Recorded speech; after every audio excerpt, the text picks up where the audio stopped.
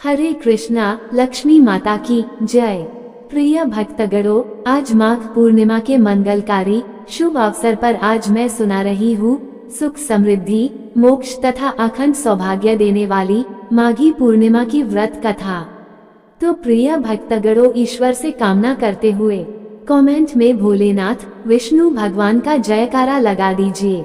साथ ही चैनल को सब्सक्राइब करके बेल आइकॉन को प्रेस करने के साथ ही वीडियो को लाइक करके बड़े ही प्रसन्न मन से कथा का श्रवण करें। माघ पूर्णिमा की पौराणिक कथा के अनुसार एक नगर में धनेश्वर नाम के एक ब्राह्मण रहता था। उसकी पत्नी का नाम रूपवती था, जो कि बहुत ही पतिव्रता और सर्वगुण संपन्न थी, लेकिन उन्हें कोई संतान नहीं थी, इसलिए वो दोनों बहुत चिंतित रहते थे। एक बार उस नगर में एक महात्मा आए। उन्होंने उस नगर के सभी घरों से दान लिया, लेकिन धनेश्वर की पत्नी जब भी उन्हें दान देने जाती तो वो उसे लेने से मना कर देते थे। एक दिन धनेश्वर महात्मा के पास गया और उसने पूछा कि हे महात्मन, आप नगर के सभी लोगों से दान लेते हैं, लेकिन मेरे घर से नहीं लेते हैं। हमसे अगर कोई भूल हुई हो तो हम ब्राह्मण दंपत्ति आपसे क्षमा याचना करते हैं। इस पर महात्मा ने कहा, नहीं विप्र, तुम तो हमेशा आदर सत्कार करने वाले ब्राह्मण हो, तुमसे भूल तो कभी भी नहीं हो सकती है। महात्मा की बात सुनकर धनेश्वर हाथ जोड़कर बोला, हे मुनिवा, फिर आखिर क्या कारण है, कृपया हमें उससे अवगत कराएं। इस पर महात्मा बोले, हे विप्र, तुम्हारे कोई संतान नहीं है, जो दंपति निसंतान हो उसके हाथ से भिक्षा कैसा ग्रहण कर सकता हूँ। तुम्हारे द्वारा दिया गया दान लेने के कारण मेरा पतन हो जाएगा। बस यही कारण है कि मैं तुम्हारे घर से दान स्वीकार नहीं करता। महात्मा के ऐसे बोल सुनकर धनेश्वर उनके चरणों में गिर पड़ा और विनती करते हुए बोला, हे महात्मन, संतान न होना ही तो हम पति पत्नी के जीवन की सबसे बड़ी निराशा है। यदि संतान प्राप्ति का कोई उपाय हो तो बताने की कृपा करें मुनिवा। ब्राह्मण का दुख देखकर महात्मा बोले, हे विप्र, तुम्हारे इस कष्ट का एक आसान तरीका है। तुम्हें 16 दिनों तक श्रद्धापूर्वक काली माता की पूजा कर उन्हें प्रसन्न करना होगा, तो उनकी कृपा से अवश्य तुम्हें संतान की प्राप्ति होगी।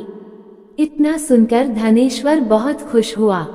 उसने महात्मा का आभार प्रकट किया और घर आकर पत्नी को सारी बात बताई। इसके बाद धनेश्वर मां काली की उपासना के लिए वन चला गया। ब्राह्मण ने पूरे 16 दिन तक काली माता की पूजा की और उपवास रखा। उसकी भक्ति देखकर और विनती सुनकर काली माता ब्राह्मण के सपने में आई और बोली, हे धनेश्वर, तू निराश मत हो, मैं तुझे संतान के रूप में संतान की प्राप्ति का वरदान देती हूँ, लेकिन 16 साल की अल्पायु में ही उसकी मृत्यु हो जाएगी। काली माता ने कहा, यदि तुम पति पत्नी विधि पूर्वक 32 पूर्णिमा का व्रत करोगे तो तुम्हारी संतान दीर्घायु हो जाएगी। प्रातःकाल जब तुम उठोगे तो तुम्हें यहाँ आम का एक वृक्ष दिखाई देगा। उस पेड़ से एक फल तोड़ना और ले जाकर अपनी पत्नी को खिला देना। शिव जी की कृपा से तुम्हारी पत्नी गर्भवती हो जाएगी। इतना कहकर माता अंतर्ध्यान हो गईं। प्रातःकाल जब धनेश्वर उठा तो उसे आम का वृक्ष दिखा, जिस पर बहुत ही सुंदर फल लगे थे। वो काली माँ के कहे अनुसार फल तोड़ने के लिए वृक्ष पर चढ़ने लगा। उसने कई बार प्रयास किया, लेकिन फिर भी फल तोड़ने में असफल रहा। तभी उसने गणेश भगवान का ध्यान किया और गणपति की कृपा से इस बार वो वृक्ष पर चढ़ गया और उसने फल तोड़ लिया। धनेश्वर ने अपनी पत्नी को वो फल दिया, जिसे खाकर वो कुछ समय बाद गर्भवती हो गई। दंपत्ति काली माँ के निर्देश के अनुसार हर पूर्णिमा पर दीप जलाते रहे। कुछ दिन बाद भगवान शिव की कृपा हुई और ब्राह्मण की पत्नी ने एक सुंदर बेटे को जन्म दिया, जिसका नाम उन्होंने देवीदास रखा। जब पुत्र 16 वर्ष का होने को हुआ तो माता पिता को चिंता होने लगी कि इस वर्ष उसकी मृत्यु न हो जाए। इस पर उन्होंने देवीदास के मामा को बुलाया और कहा, तुम देवीदास को विद्या अध्ययन के लिए काशी ले जाओ और 1 वर्ष बाद वापस आना। दंपत्ति पूरी आस्था के साथ पूर्णिमासी का व्रत कर पुत्र के दीर्घायु होने की कामना करते रहे। काशी प्रस्थान के दौरान मामा भांजे एक गांव से गुजर रहे थे। वहाँ एक कन्या का विवाह हो रहा था। विवाह होने से पूर्व ही उसका वर अंधा हो गया। तभी वर के पिता ने देवीदास को देखा और मामा से कहा, तुम अपना भांजा कुछ समय के लिए हमारे पास दे दो, विवाह संपन्न हो जाए उसके बाद ले जाना। ये सुनकर मामा ने कहा, यदि मेरा भांजा ये विवाह करेगा तो कन्यादान में मिले धन आदि पर हमारा अधिकार होगा। वर के पिता ने मामा की बात स्वीकार कर ली और देवीदास के साथ कन्या का विवाह संपन्न करा दिया। इसके बाद देवीदास पत्नी के साथ भोजन करने बैठा, लेकिन उसने उस थाल को हाथ नहीं लगाया। ये देखकर पत्नी बोली, स्वामी आप भोजन क्यों नहीं कर रहे हैं? आपके चेहरे पर ये उदासी कैसी? तब देवीदास ने सारी बात बताई। ये सुनकर कन्या बोली, स्वामी मैंने अग्नि को साक्षी मानकर आपके साथ फेरे लिए हैं, अब मैं आपके अलावा किसी और को अपना पति स्वीकार नहीं करूंगी। पत्नी की बात सुनकर देवीदास ने कहा, ऐसा मत कहो, मैं अल्पायु हूँ, कुछ ही दिन में 16 वर्ष की आयु होते ही मेरी मृत्यु हो जाएगी। इस पर उसकी पत्नी ने कहा कि स्वामी जो भी मेरे भाग्य में लिखा होगा वो मुझे स्वीकार है।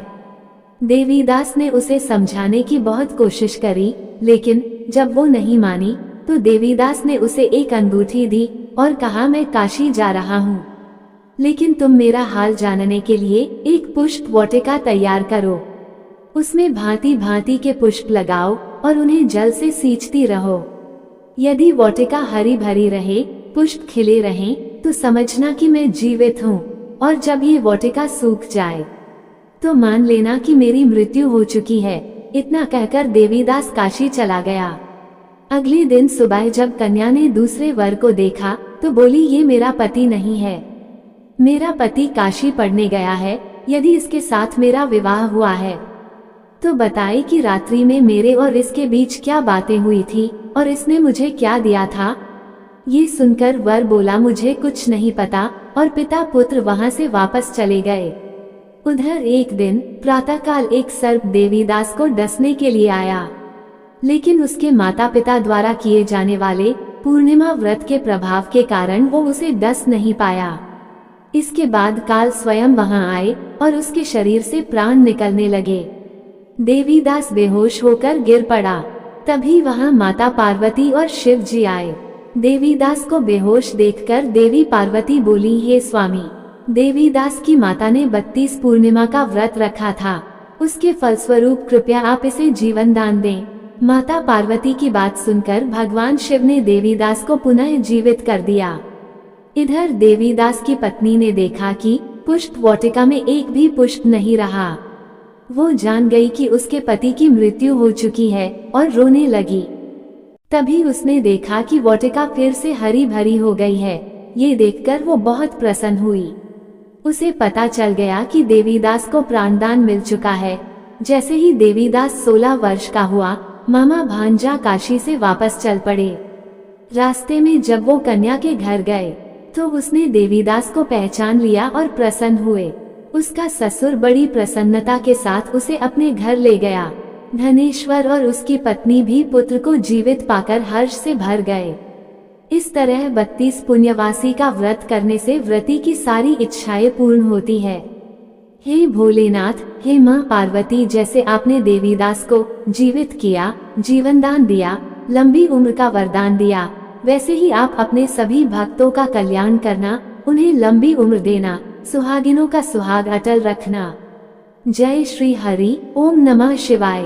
प्रिय भक्तगणों, अब हम श्रवण करेंगे माघ पूर्णिमा की दूसरी कथा का। नर्मदा नदी के तट पर शुभव्रत नामक विद्वान ब्राह्मण रहता था, लेकिन वो काफी लालची था। उसका लक्ष्य किसी भी तरह धन कमाना था और ऐसा करते करते ये समय से पूर्व ही वृद्ध दिखने लगा और कई बीमारियों की चपेट में आ गए। इस बीच उनके मन में आया कि उन्होंने पूरा जीवन तो धन कमाने में बीता दिया, अब जीवन का उद्धार कैसे होगा।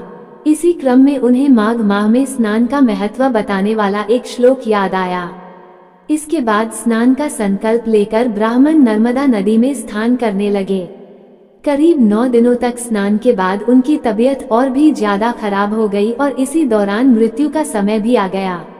वे सोच रहे थे कि जीवन में कोई सत्कार्य न करने के कारण उन्हें नरक जाना पड़ेगा, लेकिन माघ मास में स्नान के कारण उन्हें मोक्ष की प्राप्ति हुई। पौराणिक मान्यता है कि जो भी व्यक्ति श्रद्धापूर्वक पूर्णिमा का व्रत रखता है और कथा सुनता है, उन्हें संतान का सुख मिलता है और सारी मनोकामनाएं पूरी होती है। एक बार प्रेम से बोलिए विष्णु भगवान की जय। ओम नमः शिवाय। हर हर महादेव।